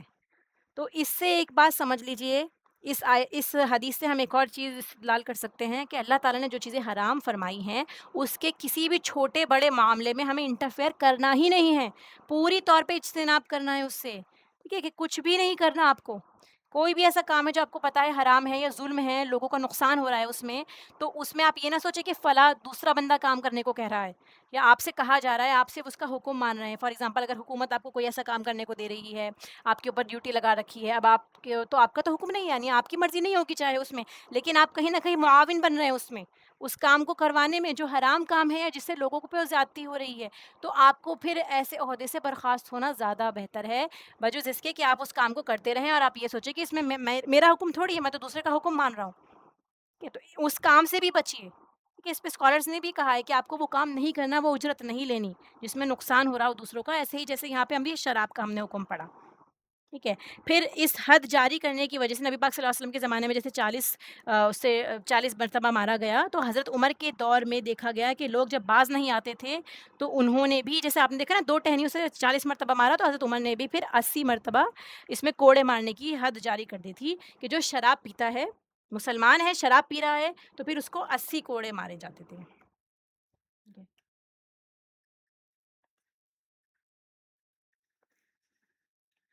شراب کے بارے میں یہ بھی بتایا جاتا ہے، دیکھیے شراب اور جوا، اس کی وجہ سے انسان اللہ کے ذکر سے غافل ہو جاتا ہے، گناہوں کی کثرت ہونے لگتی ہے. کیونکہ آپ جب نشے کی حالت میں ہوں گے تو اس وقت میں کیا ہوگا، اللہ کا ذکر ہی نہیں ہوگا. اس وقت انسان کو اپنا ہوش ہی نہیں ہوتا، کہاں وہ اللہ کا ذکر کرے گا. ٹھیک ہے. یا پھر جب آپ جوئے میں لگے ہوئے ہیں، نمازیں ہو رہی ہیں، نماز کا ٹائم ہو گیا ہے، کسی کا فون کال آ رہا ہے گھر سے، کسی کو ضرورت ہے آپ کی، آپ اسی میں غرق کے ڈوبے ہوئے ہیں پیسوں کے اور شراب کے نشے میں. کیونکہ ان چیزوں میں بہت، آپ نے دیکھا ہوگا نا، مسلمانوں میں بھی بہت کامنلی پایا جا رہا ہے. کتنا سنا ہوگا آپ نے کہ شراب، مسلمان بھی شراب پیتا ہے. جوئے میں لگے ہوئے ہیں لوگ، ایسے ایسے کاموں میں جس میں پیسے لگاتے ہیں. ٹھیک ہے. تو اس میں کیا ہوگا، انسان کی سنجیدگی ختم ہو جاتی ہے، وہ نان سیریس ہو جاتا ہے، اپنے دین سے غافل ہو جاتا ہے. اور اس کے علاوہ دوسرے لوگوں کو بھی تکلیف پہنچتی ہے. کتنے ہی لوگ ہوتے ہیں کہ جو جوئے میں اپنے اپنے گھروں کو داؤ لگا دیتے ہیں، اپنی پراپرٹیز کو لگا دیتے ہیں، تو ان کا بھی نقصان ہوتا ہے، اس کے علاوہ ان کے گھر والوں کا بھی نقصان ہو جاتا ہے. کتنے زیادہ نقصانات دیکھنے کو ملے ہیں. اگلی آیت پہ آتے ہیں. انما یرید الشیطان ان یوقع بینکم العداوہ والبغضاء، کہ اس کا نقصان یہ بتایا کہ بے شک شیطان چاہتا ہے، شیطان اس کے سوا اور کچھ نہیں چاہتا. اس طرح بھی اس کا مطلب لیجئے کہ شیطان یہی چیز چاہتا ہے، کہ اس کا مقصد ہی یہ ہے کہ وہ آپ کے درمیان عداوت ڈالنا چاہتا ہے. ٹھیک ہے. عداوت ولایت کا اپوزٹ ہے، کہ وہ دشمنی پیدا کرنا چاہتا ہے، اور بغض جو ہے وہ محبت کا اپوزٹ ہے، تاکہ آپ کے دلوں میں محبتیں ختم ہو کے رہ جائیں. کس کی وجہ سے؟ فی الخمر والمیسر، خمر اور میسر کی وجہ سے. ٹھیک ہے. اور آگے انصاب اور ازلام کا ذکر نہیں کیا گیا. یہاں پہ دیکھیے عداوہ والبغضاء فی الخمر والمیسر، ان دونوں کے بارے میں اسپیشلی کہا گیا ہے کہ یہ دشمنیاں پیدا کرنے کا سبب بنتی ہیں. ٹھیک ہے. تو یہ دونوں اصل کلپرٹ ہیں. باقی جو چاروں کو کور کیا ہے ہم نے، لیکن یہ دونوں، یہ اسپیشلی کیا کام کرتے ہیں، وَيَصُدَّكُمْ عَنْ ذِكْرِ اللَّهِ، کہ یہ اللہ کے ذکر سے روکتے ہیں. ٹھیک ہے. اور خود بھی رکنا اس کے اندر معنی پایا جاتا ہے، اور دوسرے کو روکنے کا بھی معنی پایا جاتا ہے. ٹھیک ہے. یسدکم، سدا جو ہے یسدا مطلب کیا ہوا، کہ آپ خود بھی رک رہے ہیں اور دوسروں کو بھی روک رہے ہیں. جس کے ساتھ آپ لگے ہوئے ہیں، چاہے وہ شراب پی رہا ہے یا جوا کھیل رہا ہے آپ کے ساتھ میں، تو آپ خود بھی رک رہے ہیں، دوسروں کو بھی نہیں جانے دے رہے ہیں. ٹھیک ہے. تو نماز سے بھی، نماز بھی شیطان کو روکنے کا، شیطان روکنے کا کام کرتا ہے نماز کو. پھر اللہ تعالیٰ فرماتا ہے کہ فہل انتم منتہون، کیا تم رکنے والے ہو، یعنی کیا رکو گے یا نہیں، باز آؤ گے یا نہیں. یہ نہیں کہا کہ رک جاؤ، فہل انتم سوال کا انداز ہے کہ کیا تم بات مانو گے اللہ تعالیٰ کی. ٹھیک ہے. رکو گے، یہ سوالیہ انداز جو ہے یہ زیادہ شدید ہوتا ہے. ٹھیک ہے. یعنی آپ سے کہا جائے کہ یہ کام مت کرو، یا یہ کہ تم سنتے ہو یا نہیں سنتے، اس طرح سے کہا جائے، تو اس کا مطلب کیا ہے کہ سامنے والے کو بہت غصہ آ رہا ہے جب اس نے ایسی بات کہی ہے، زیادہ شدید بات ہے یہ. تو بنیادی طور پر دنیاوی اور آخرت کا دونوں کا نقصان ہے اس کے اندر. ٹھیک ہے. کہ دلوں میں آپس میں باہمی دشمنی ہو جاتی ہے، بغض پیدا ہو جاتا ہے، ہارنے والے کے دل میں جیتنے والے کے لیے نفرتیں پیدا ہو جاتی ہیں، غصہ بڑھتا چلا جاتا ہے. اس کے علاوہ جان کا خطرہ تک ہو جاتا ہے، کہ ایک دوسرے کی جان لینے پر آ جاتے ہیں. اور عقل ڈھک جائے تو پھر برائی کی توقع ہی کی جا سکتی ہے، کہ اپنے آپ کو بھی برائی پہنچا سکتا ہے انسان، اپنی باڈی کو، اپنے آپ کو، اپنے گھر والوں کو بھی نقصان پہنچا سکتا ہے، سامنے والے کو بھی نقصان پہنچا سکتا ہے. کہ انسان آپ دیکھیں گے نا شراب پینے کے بعد کہاں گرا پڑا رہتا ہے، کون سی نالیوں میں بھی گرے پڑے رہتے ہیں، سڑکوں پہ پڑے رہتے ہیں، نہیں ہوش ہوتا انسان کو. اللہ تعالیٰ نے انسان کو اتنا باوقار بنایا ہے، رسپیکٹفل بنایا ہے، اور کہاں وہ اپنی ایسی وقت کر لیتا ہے کہ اسے ہوش ہی نہیں ہوتا کہ وہ کہاں جا رہا ہے، کیا کچھ بنا سوچے سمجھے بولنا شروع کر دیتا ہے، اپنی زبان سے دوسروں کو تکلیف دینا شروع کر دیتا ہے. اگر آپ ڈرائیور ہیں تو آپ شراب کی حالت میں ڈرائیو کریں گے تو ایکسیڈنٹ ہونا پکا ہے. ٹھیک ہے، پھر پوری فیملی متاثر ہوتی ہے، بچے جیسا دیکھیں گے ویسا ہی وہ بھی کرنا اختیار کر دیں گے. ٹھیک ہے، تو اسی لیے شراب کا ذاتی طور پر بھی کہ آپ کے جسم پر بھی اثر ہوتا ہے، آپ کے اعضاء، آپ کے لیور ڈیمیج ہوتا ہے، اس سے آپ کا سیلف کنٹرول ختم ہوتا ہے. یہ سارے اس کے شراب کے نقصانات میں سے ہے. ریسرچز میں آتا ہے 60 to 70% لوگ اپنے پارٹنر کو مارتے ہیں تو ڈرنک ہونے کی حالت میں ہی مارتے ہیں. یعنی وہ ڈرنک ہوتے ہیں تبھی اس کے بعد میں فیملیل ابیوز اسٹارٹ ہوتا ہے. تقریباً 900 سے لے کے 20,000 بچے ایسے گھروں میں رہتے ہیں جہاں ایک یا دونوں والدین شراب پیتے ہیں. اسپیشلی دیکھیں گے مسلم ممالک میں ایسے ہے جہاں پہ ہم رہتے ہیں، اس طرح میں اتنے زیادہ آپ کیسز نہیں دیکھیں گے، لیکن اب یہاں پہ بھی پریولنٹ ہو گئے ہیں. ورنہ ادروائز یہ ایسی کنٹریز جہاں پہ اسلام نہیں ہے یا بہت کم ہی سے ہے، جہاں لوگ اپنے آپ کو اپنے بس سیلف کو، نفس کو ہی اپنا خدا مان کے رکھتے ہیں یا اللہ کو مانتے ہی نہیں ہیں، ان جگہوں پہ یہ چیزیں زیادہ ہوتی ہیں. ٹھیک ہے، اور 30% لوگ تو چائلڈ ابیوز تک پہنچ جاتے ہیں شراب پینے کی وجہ سے، کیونکہ اس کو ام الخبائث کہا گیا ہے نا. اس کے نتیجے میں کیا کچھ ہو رہا ہے دنیا میں، اگر آپ دیکھیں گے نا، اسٹڈی کریں گے، ریسرچ کریں گے، تو اس سے لوگوں کے اوپر واقعی افیکٹ پڑتا ہے. جو اللہ تعالیٰ نے فرمایا دوسروں کو بھی اس کا گناہ پہنچ رہا ہے. ٹھیک ہے، اور کیا ہوتا ہے اس کے علاوہ کہ 15 سالہ بچوں کے والدین میں ایک یا دونوں اگر شراب پیتے ہوں تو ان بچوں کو سائیکیٹرسٹ کی مدد پڑ جاتی ہے. یعنی آپ بچوں کے اوپر آپ دیکھیں کتنا اثر پڑتا ہے اس چیز کا کہ دونوں ماں باپ میں سے کوئی ایک شراب پی رہا ہے تو ان بچوں کو پھر مینٹلی طور پہ بھی اثر ہونے لگ جاتا ہے. 20% بچے جو اسکول سے نکالے جاتے ہیں ان کی وجہ بھی یہ ہے کہ وہ شراب پینے لگ جاتے ہیں. اور 30% لوگ جو ہوم لیس ہوتے ہیں وہ بھی شراب پیتے ہیں بے گھر ہونے کی وجہ سے. انسان کیا کرتا ہے، اس کو دکھ ہو رہا ہوتا ہے یا اس کی زندگی میں کوئی لاس ہو جاتا ہے تو شراب پینے لگتا ہے. بہت کامنلی دیکھا ہوگا، موویز میں بھی دیکھا ہوگا آپ نے یہ.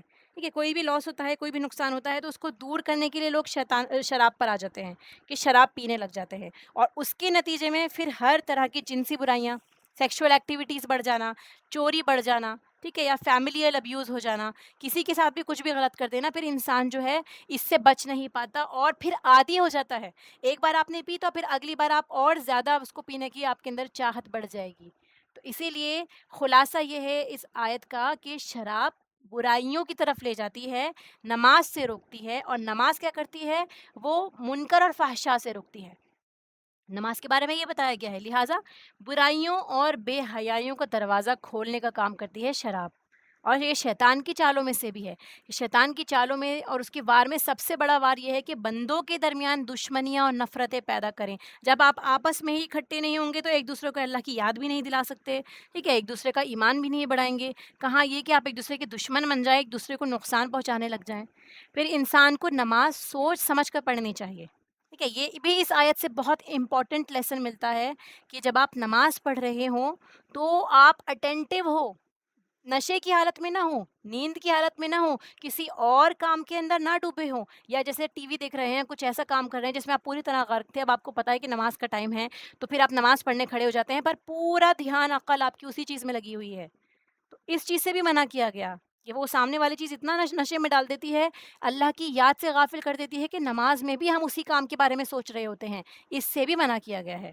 یہ ضروری نہیں ہے دیکھیے شراب کو شراب کے کانٹیکس میں ہی لیں. جیسے میں نے بتایا خمر کا مطلب ہر وہ چیز جو عقل ڈھانپ دے. اسی لیے یہ آیت مجھے بھی اتنا زیادہ متاثر کری کہ ٹھیک ہے ہم لوگ یہ سوچتے ہیں کہ ہم تو شراب پینے والے نہیں ہیں، الحمدللہ ہم جوا بھی نہیں کھیلتے اور ہم تیر بھی، فال وغیرہ بھی نہیں نکلواتے، لیکن یہ چیزیں جو ہمیں مینٹلی طور پہ افیکٹ کر رہی ہیں، اپنا ایڈکٹ بنا رہی ہیں، وہ ساری چیزیں بھی خمر کی کیٹیگری میں چلی جاتی ہیں. سبحان اللہ.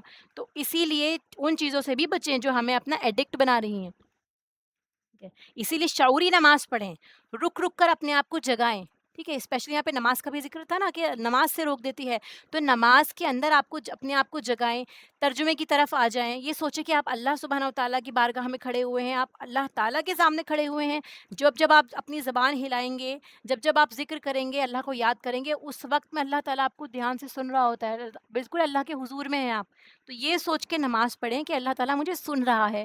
ٹھیک ہے، جیسے ہم نے لاسٹ کلاس میں بھی پڑھا تھا نا کہ احسان کیا ہوتا ہے، کہ ہم جو ہے اس طرح عبادت کریں گویا ہم اللہ کو دیکھ رہے ہیں. اور اگر اتنا ہمارا ایمان کا لیول نہیں ہے تو اللہ تو ہمیں دیکھ رہا ہے.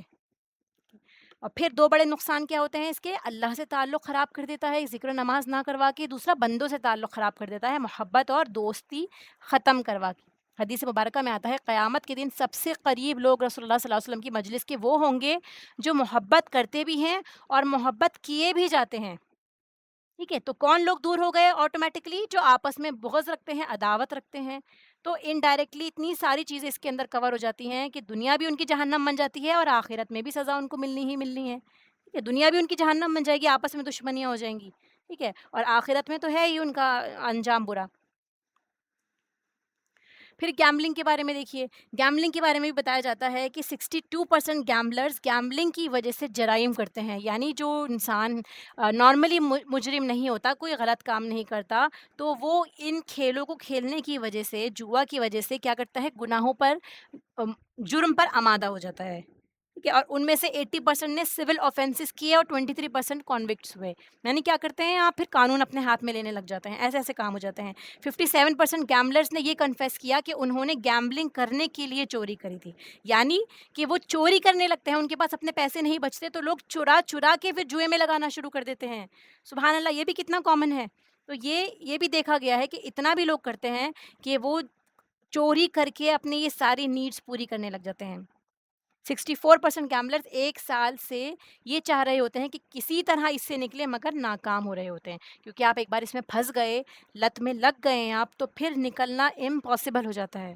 اللہ تعالیٰ کی مدد آئے، اللہ تعالیٰ ہمیں ان سارے گناہوں سے بچائے، ہم سب کو اور ان لوگوں کو بھی جو اس میں پھنسے ہوئے ہیں. حضرت عمر کے بارے میں بھی آتا ہے کہ اس آیت کے اختتام پر وہ کہتے تھے کہ یا اللہ ہم رک گئے، بس کہ ہم اب رک گئے ہمارے رب.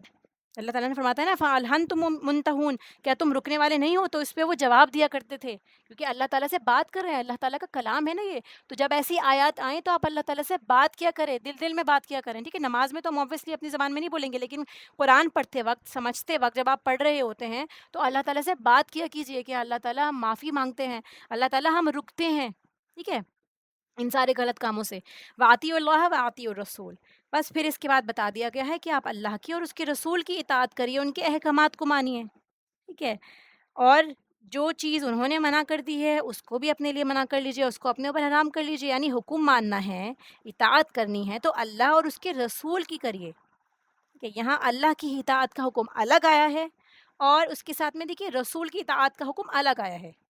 اور دونوں کی اطاعت مستقل اطاعت ہے مکمل طور پر. یعنی آپ کو صرف اگر اطیعوا اللہ بھی کہہ دیا جاتا تو اوبویسلی اس میں آٹومیٹکلی رسول اللہ کی اطاعت بھی آ جاتی.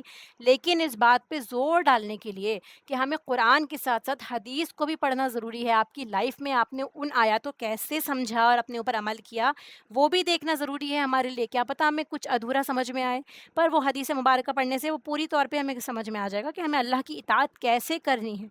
اور ساتھ میں بتایا کہ بچو، واحذروا، بچو اور ڈرو اللہ کے اور اس کے رسول کی نافرمانی سے. کس چیز سے ڈرنا ہے؟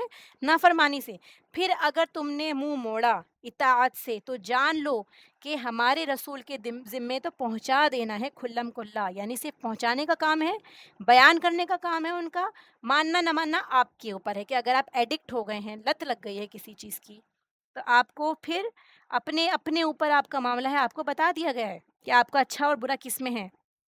ٹھیک ہے، تو ہمیں خمر اور میسر کے بارے میں بھی اللہ رسول کا حکم ماننا ہے، اور عام زندگی میں بھی اللہ اور اس کے رسول کا حکم ماننا ہے سب سے اوپر. اگر کوئی اللہ کے حکم کے بعد اللہ کے رسول کا حکم نہیں مانتا، مثلا شراب اور جوئے کے بارے میں بھی نبی پاک صلی اللہ علیہ وسلم کی حدیث میں واضح طور پر موجود ہے، ان کے بارے میں بھی. ٹھیک ہے، تو اگر ہم اس کو بھی نہیں مانتے تو بھی کیا ہے، ہمارا ایمان مکمل نہیں ہوگا. اس وقت میں بھی ہمیں اللہ کے بعد میں رسول اللہ صلی اللہ علیہ وسلم کا حکم بھی ماننا ہے. پھر اگر بچتے ہیں تو ٹھیک، ورنہ تم اللہ کا کچھ بھی نہیں بگاڑ سکتے، کیونکہ ہمارے رسول کا کام پیغام پہنچانا تھا، اس نے پہنچا دیا، کھول کے بتا دیا. ٹھیک ہے، بلاغ کا مطلب کیا ہوتا ہے؟ پہنچانا کسی کی طرف، آپ نے کنوے کر دیا کسی کو. تو قرآن کا حکم بھی پہنچایا اور اس کو کھول کھول کر بیان بھی کر دیا. ٹھیک ہے، تو سنت اور حدیث، سنت جو ہے اور حدیث وہ قرآن کی ہی تفصیل ہے، وہ ہمیں ایکسپلین کر کے بتاتی ہے کہ اسے عمل کیسے کرنا ہے. آخر میں ہے لیس علی الذین آمنوا وعملوا الصالحات جناح، نہیں ہے ان لوگوں پر جو ایمان لائے اور انہوں نے نیک عمل کیے کوئی گناہ. ٹھیک ہے، کوئی گناہ بھی اپنی خواہش نفس کی طرف جھکنا ہوتا ہے، اسی لیے جناحن کا لفظ استعمال ہوا. جناحن جو ہے جناح سے بنا ہے، مطلب کیا ہوتا ہے؟ کسی طرف ٹلٹ ہونا، جھکنا. ٹھیک ہے، جناحن پروں کے لیے بھی آتا ہے، ونگز کے لیے. ٹھیک ہے، اور جھکنے کے لیے بھی آتا ہے. تو گناہ بھی خواہش نفس کی طرف انسان کو جھکا دیتے ہیں، اللہ کی نافرمانی سے دور کر دیتے ہیں، اس لیے ان کو بھی جناحن کہا گیا ہے. تو ان لوگوں پر کوئی گناہ نہیں اس کا جو انہوں نے کھا لیا، کھانا پینا دونوں. یہاں دیکھیے شراب کا کھانا آیا ہے تو شراب کھائی نہیں جاتی، پی جاتی ہے، جیسے یہاں پر آیا نا فیما تعیمو، تو شراب کے لیے بھی کھانے کا لفظ استعمال ہوا ہے، اور کھانا بمانا لوگوں کا کھانے کی جگہ بھی، کہ اس جگہ میں بھی شراب پیتے رہنا، یعنی کھانے کے ساتھ ساتھ بھی لوگ شراب پیتے تھے.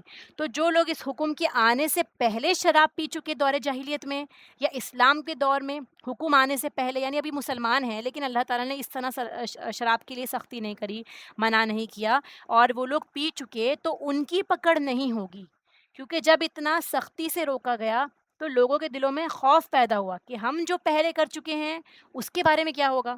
ٹھیک ہے، یعنی ابھی تک ہم نے جو اس سے پہلے کیا تھا تو کیا پتہ اللہ تعالیٰ ہمیں اس پچھلی حرکت پہ بھی پکڑے. تو بعض صحابہ نے احد کے دن بھی شراب پی ہوئی تھی اور وہ شہید ہو گئے تھے، ان کے بارے میں بھی صحابہ نے پوچھا کہ کیا ان کی بھی پکڑ ہوگی. یعنی احد کے دن سوچئے وہ اللہ کے راستے میں جنگ کے لیے جا رہے ہیں لیکن انہوں نے تب بھی شراب پی تھی. تو بتایا گیا کہ نہیں، ان کی پکڑ نہیں ہوگی، مگر شرط یہ ہے کہ جب وہ تقوی اختیار کریں، یعنی جو حرام کر لیا آئندہ کے لیے بچے. ہمارے لیے بھی اس میں کیا سبق ہے، دیکھیے جو ہم ابھی تک حرام کر چکے، جو بھی کام ہم غلط کر چکے یا اللہ کو ناراض کر چکے یا اللہ تعالیٰ سے غافل رہ چکے، جو ہم پچھلا کر چکے، انشاءاللہ اس پہ معافی ہوگی اگر ہم آج تقوی اختیار کریں گے، آئندہ بچنے کی قسم کھاتے ہیں یا آئندہ بچنے کا پکا ارادہ کرتے ہیں اور ایمان لاتے ہیں ساتھ میں، کیونکہ ایسے گناہ انسان کو کفر تک لے جاتے ہیں. جیسے شراب کا گناہ ہو گیا یہ، تو اس میں کیا ہوگا، انسان کفر تک چلا جاتا ہے، اس لیے دوبارہ ایمان لانے کی ضرورت ہے اور نیک کام کرتے ہیں. ٹھیک ہے، پھر تقوی اختیار کرتے ہیں. اب دیکھیے دوبارہ تقوی کا ذکر آیا امفیسس کے لیے، زور دینے کے لیے کہ اب آپ نیک کام تو کر رہے ہیں لیکن ان کو برقرار رکھنا ہے اور تقوی کو بھی برقرار رکھنا ہے. ایسا نہ ہو کہ آپ نے اللہ کے ڈر سے غلط کام چھوڑ دیے، پھر آپ غلط محفل میں بیٹھے، ایسے لوگوں میں بیٹھے جن کے ساتھ آپ پہلے وہ غلط کام کیا کرتے تھے. کوئی بھی غلط کام، حرام کام جو اللہ نے منع فرمایا، اللہ کے رسول نے ناپسند کیا ہے، پھر ہم ایسی محفلوں میں بیٹھتے ہیں، پھر وہ کام کرنے لگتے ہیں. تو اسی لیے برقرار رکھنے کو کہا گیا ہے. ٹھیک ہے، ایسا نہ ہو کہ کچھ دن تو چھوڑ دی، پھر آپ نے وہ غلط کام شروع کر دیا. مثال کے طور پر سگریٹ ہو گئی کہ رمضان کا مہینہ آتا ہے تو اس میں لوگ کچھ سگریٹ پینا چھوڑ دیتے ہیں، غلط کام چھوڑ دیتے ہیں، لیکن اس کے بعد پھر سے کنٹینیو کر دیتے ہیں. یا کسی نے توبہ کر لی شراب سے، ٹھیک ہے، پھر اس کے گناہ معاف ہو گئے، کچھ عرصے بعد اس نے کیا کیا، پھر اپنی توبہ توڑ دی، تو اب وہ گناہ جو اس نے توڑا ہے تو پچھلے گناہ اس کے دوبارہ سے ایکٹیویٹ ہو جائیں گے، سارے گناہ اس کے اوپر جمع ہو جائیں گے. اسی لیے بتایا کہ تقوی اختیار کریے. ایسا نہیں کہ آپ نے کیا کرا، دوبارہ سے باتوں میں آ کے پھر سے گناہ کرنے سٹارٹ کر دیے ہیں. اب آپ کو پتہ ہے اللہ نے حرام کر دی یہ چیز، چھوٹے موٹے گناہ دیکھیے اور بات ہے، لیکن جب جس کے بارے میں سختی سے آ گیا ہے، جیسے شراب اور جوئے جیسی چیزیں ہو گئیں، پھر آپ جان بوجھ کے دوبارہ سے وہ کام کرنے لگتے ہیں اپنی لت کی وجہ سے یا لوگوں کی وجہ سے کہ جن لوگوں کے ساتھ آپ رہتے ہیں. تو پھر کیا فرمایا کہ پھر ایمان لائیں اور پھر تقوی اختیار کریں.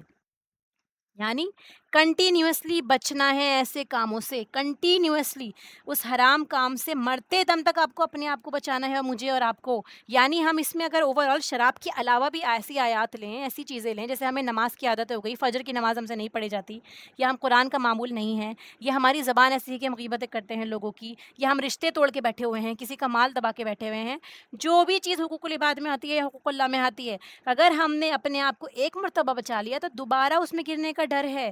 آن اینڈ آف مرتے دم تک ہمارا جہاد چل رہا ہے، ہمارا اس میں جو ہے کوششیں چل رہی ہیں. ٹھیک ہے، تو اسی لیے آپ کو کیا کرنا ہے، اپنے آپ کو لوٹانا ہے، آپ کو اپنے آپ کو کنٹینیوس ان چیزوں پہ لگانا ہے.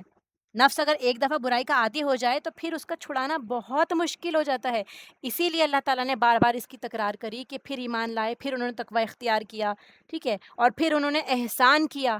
لاسٹ میں آتا ہے احسان کا لفظ، یعنی اچھا کام کیا، عبادات میں بھی احسان کرنے لگے ہیں. اب اللہ تعالیٰ کی عبادت کرنے لگے ہیں پوری طور پر، بندوں کے ساتھ بھی اچھا سلوک کرنے لگ گئے ہیں. تو پھر یہاں دیکھیے ساری اطاعت یہاں شامل ہو جاتی ہے، احسان میں ہر قسم کی اطاعت آ جاتی ہے. اللہ سے بھی محبت رکھتے ہیں اور بندوں سے بھی ان کا بھی حقوق دے رہے ہیں، ان کے ساتھ میں بھی جو ابھی تک غلط کیا ہے یا جوئے کے ذریعے جو کچھ بھی نقصان پہنچایا اس سب کی تلافی کری. تو اللہ تعالیٰ فرماتا ہے کہ وہ محبت رکھتا ہے محسنین سے، نیکوکار لوگوں سے، کہ جو نیکی کرتے ہیں. اور اس کے بارے میں جو ہے مختلف تفسیریں بھی آتی ہیں. جو آیت ہے نا تھوڑی سی کمپلیکیٹڈ لگ رہی ہوگی آپ کو کہ بار بار اس کا ذکر آ رہا ہے کہ پھر سے انہوں نے تقوی اختیار کیا، ثم اتقوا وآمنوا ثم اتقوا واحسنوا. تو یہاں بتایا جاتا ہے کہ یہ صحابہ کی مختلف ایمانی کیفیات ہیں، ان کے بارے میں بتایا گیا. اول تقوی اور ایمان کی وہ کیفیت جس کا تعلق ان کی اپنی روح کے ساتھ تھا، یعنی ان کا اپنا سیلف انالیسس ہو گیا، تزکیہ نفس کرنا ان کا، ان کی روح کا، ان کے قلب کا. تو اپنے سے متعلق جو حالات تھے وہ اسٹارٹنگ میں مینشن ہو گئے ہیں. ٹھیک ہے، کہ ثم اتقوا، یہاں پہ جو آئے نا آمنو اذا متقوا آمنو و عاملوا الصالحات، تو یہ ان کے اپنے معاملات سے ریلیٹڈ آیا. پھر اس کے بعد جب آتا ہے آگے ثم اتقوا و آمنو، تقوی اور ایمان کی کیفیت جو تو یہ بتائی جاتی ہے کہ جو ان کے اور دوسروں کے درمیان تھی، یعنی ہمارے اور ہمارے آس پاس والے جو حقوق العباد ہو گئے، انسانوں کا انسانوں سے تعلق ہے، اس کے بارے میں آئی یہ بات کہ یعنی اب انہوں نے کیا کیا، اپنے معاملہ تو درست کر لیا، اب لوگوں کے ساتھ بھی ان کا معاملہ درست ہوا. ثم اتقوا وآمنوا. ٹھیک ہے. پھر آخری حصہ آیا ثم اتقوا واحسنوا. تقوی اور احسان یہ وہ حالت ہو گئی جو ان کے اور ان کے رب کے درمیان تھی، یعنی ان کا رب سے تعلق اتنا اسٹرانگ ہو گیا کہ وہ احسان کے درجے پہ چلا گیا. یہ ایک تفسیر ہو گئی. دوسری تفسیر میں آتا ہے کہ پہلے صحابہ کی ابتدائی حالت کے بارے میں بتایا گیا، پھر درمیانی حالت، پھر اعلیٰ ترین حالت، جس میں احسان کی کیفیت آ جاتی ہے کہ کسی انسان کے ایمان لانے کی کیا حالت ہوتی ہے پہلے، پھر وہ گناہ کرتا ہے، پھر کیا کرتا ہے، نیکیوں کی طرف دوڑ پڑتا ہے، پھر پہلے والے گناہوں کی طرف چلا جاتا ہے، پھر دھیرے دھیرے اعلیٰ مقام پر چلا جاتا ہے. یعنی آپ کے اندر ایمان آیا، آپ نے اللہ کو پہچانا، پھر اس کے بعد آپ کو تقوی اپنے اندر ڈیولپ کرنا ہے، یا آپ نے اللہ کا خوف محسوس کیا، پھر آپ احسان کے درجے پہ چلے جاتے ہیں. یہ اسٹیپ بائی اسٹیپ ہے، یہ ایک دن میں کبھی بھی حاصل نہیں ہو سکتا کہ ہم نے سوچا کہ ہم نے قرآن پڑھ لیا یا ہم ایمان والے ہیں، یا ہم نے ابھی شعوری طور پر ایمان کو سمجھنا شروع کیا ہے. کیونکہ ہم سب جانتے ہیں نا، ہم پیدائشی مسلمان ہیں، ہمیں اللہ نے اتنی بڑی پریولیج عطا کری ہے، الحمدللہ کہ ہم مسلمان گھرانے میں پیدا ہوئے ہیں، قرآن کی ہم طلب رکھتے ہیں کہ ہم قرآن سیکھنا چاہتے ہیں، لیکن یہ انف نہیں ہے. ہم نہیں جانتے آخری دم تک ہمارے ساتھ کیا معاملہ ہونے والا ہے، یا ہم نے کتنے لوگوں کا نقصان کیا ہوا ہے ہمیں پتہ بھی نہیں ہے، اور وہ ہمیں قیامت کے دن جا کے اپنے نام اعمال سے بدلہ اتارنا پڑے. اسی لیے آج ہی معاملہ صحیح کرتے چلیں، اور ایمان کے بعد تقوی اور پھر احسان کے درجے پر جانے کی کوشش کریں. ٹھیک ہے. تو جب انسان ایمان لا کر نیک اعمال کرتا جاتا ہے، اس کا ارادہ بہتر ہوتا ہے، تقوی اختیار کرتا ہے، تو انشاءاللہ بالآخر ایسا بھی آتا ہے کہ وہ احسان کے درجے پر بھی پہنچ جاتا ہے. یعنی پرفیکشن، وہ کاموں میں پرفیکشن کی طرف چلا جاتا ہے. ہر کام میں یہ سوچتا ہے کہ میرا رب، اس کو کیسا پسند ہوگا یہ کام. میرا معاملہ دوسرے کے ساتھ بھی ہو، کوئی اور میرا دل دکھا رہا ہو، تب بھی میں یہ سوچوں کہ میرا رب تو جانتا ہے، مجھے جواب نہیں دینا. ہر چیز میں آپ کو رب نظر آنے لگ جائے. اپنی خواہشات، اپنے جتنی بھی ڈیزائرز ہیں، وہ سب آپ نے اپنے رب کے ایوالو گھما دیے ہیں. یعنی صرف اللہ تعالیٰ کو راضی کرنے میں پورا ایفرٹس لگا دیں کہ اللہ کو راضی کرنا ہے، کسی کو بھی ہرٹ نہیں کرنا، میں خود ہرٹ ہو جاؤں کوئی بات نہیں. احسان کے درجے پہ چلے جائیں کہ دھیرے دھیرے کر کے اللہ تعالیٰ ہمارے دلوں میں ایمان کو راسخ فرمائے اور ہمیں ثابت قدم رکھے ان چیزوں کے ساتھ میں. تو اسی لیے اس آیت سے ہمیں یہ لیسن ملتے ہیں. کیا خلاصہ ہے اس عنایت کا، کہ جو لوگ ایمان لا کر نیک کام کریں، وہ جو کچھ بھی کھاتے ہیں وہ بھی عبادت بن جاتا ہے. ٹھیک ہے، کھانے کا بھی ذکر تھا نا، تو ان کا کھانا بھی پینا بھی عبادت بن جاتا ہے. پھر اگر کوئی شخص کفر کرتا ہے، اللہ کی نافرمانی کرتا ہے، پھر اس کا رزق کھاتا ہے، تو یہ کھانا بھی اس کا وبال بن جائے گا. یعنی آپ اللہ کی نافرمانی کر رہے ہیں اور آپ اللہ کا رزق پھر بھی کھا رہے ہیں، تو وہ آپ کے لیے وبال بن رہا ہے. کیوں؟ کیونکہ آپ سے سوال ہوگا ہر چیز کا. آپ نے اللہ کی رضا کے لیے بسم اللہ کے ساتھ نہیں کھایا ہوگا، دوسروں کو شریک نہیں کیا ہوگا، اس کا حق ادا نہیں کیا ہوگا. تو جتنی نعمتیں ہم استعمال کر رہے ہیں، پھر اس میں اللہ کی نافرمانی بھی کر رہے ہیں، تو یہ پکڑ کا سبب ہے ہم سب کے لیے. کیونکہ یہ نعمتیں جائز تبھی ہیں جب ہم اللہ کی اطاعت اور فرما برداری میں استعمال کریں اس کو. اللہ کی رضا کے لیے کھائیں، کھانا بھی کھائیں تو یہ سوچ کے کہ اللہ تعالیٰ مجھے قوت دے جس سے میں نیکی کے کام کر سکوں، میرے اندر اتنی پاور ہو کہ میں کم سے کم اپنے گھر کے کام، اپنی امی کے، اپنے ابو کے کام کر سکوں، لوگوں کی خدمت کر سکوں، بہتری کر سکوں، یا اپنی صحت کم سے کم دوسروں پہ بوجھ نہ بنے. چڑچڑے ہوتے ہیں، بھوک لگتی ہے ہمیں، یا طبیعت ٹھیک نہیں ہوتی، تو ہمارا اثر دوسروں پر بھی پڑتا ہے، ہمارا غبار پورا دوسروں پر نکلتا ہے. قرآن کریم میں بھی آتا ہے دنیا میں بھی دنیا میں بھی جو حق ہے ایمان والوں کا ہے، اور آخرت میں تو بس ہے ہی ایمان والوں کے لیے. یعنی دونوں جگہ میں ایمان والوں کو فائدہ پہنچنا ہے انشاءاللہ. ٹھیک ہے. اور پھر اس کے بعد جو اخلاقی برائیاں ہم نے پڑھی ہے جن سے نقصان پہنچتا ہے، ان سے بھی پوری بچنے کی کوشش کرنی ہے. یہ نہیں سوچنا کہ یہ کام ہم نہیں کرتے، ہم نہیں جانتے، ہم نے کل کا دور نہیں دیکھا، ہماری آگے جنریشن آ رہی ہے، وہ کس دور میں جانے والی ہے. اس کے لیے ان کے دلوں میں بھی ابھی سے ان چیزوں کو ڈالنے کی کوشش کریں، گھر کا ماحول ایسا بنائیں کہ وہ اویئر رہیں. ورنہ ہم نہیں جانتے کہ ہماری جنریشن کس راستے پہ نکل جائے، اور جتنا کچھ ہمارا اعمال نامہ ہے ہم جو جمع کر رہے ہیں، سمیٹ کے جا رہے ہیں، وہ سب کا سب ہمارا نگیٹو میں، مائنس میں چلا جائے. اپنی کوشش کریے، اس کے بعد جو وہ کرتے ہیں وہ ان کے رب کا معاملہ ہے، لیکن ہم نے کوشش ہی نہیں کری، ان کی اصلاح کی بھی کوشش نہیں کری. چلے اپنے آپ کو تو ہم گناہوں سے بچانے کی کوشش کر رہے ہیں، لیکن اولاد کے بارے میں یا جن کے اوپر ہمارا حق ہے ان کے بارے میں ہم سوچ ہی نہیں رہے، صرف اپنا سوچے جا رہے ہیں، تو بھی ہماری پکڑ ہوگی. اللہ تعالیٰ ہم سب کو عقل سلیم عطا فرمائے، علم نافع عطا فرمائے. ان آیت کی تلاوت سن لیں.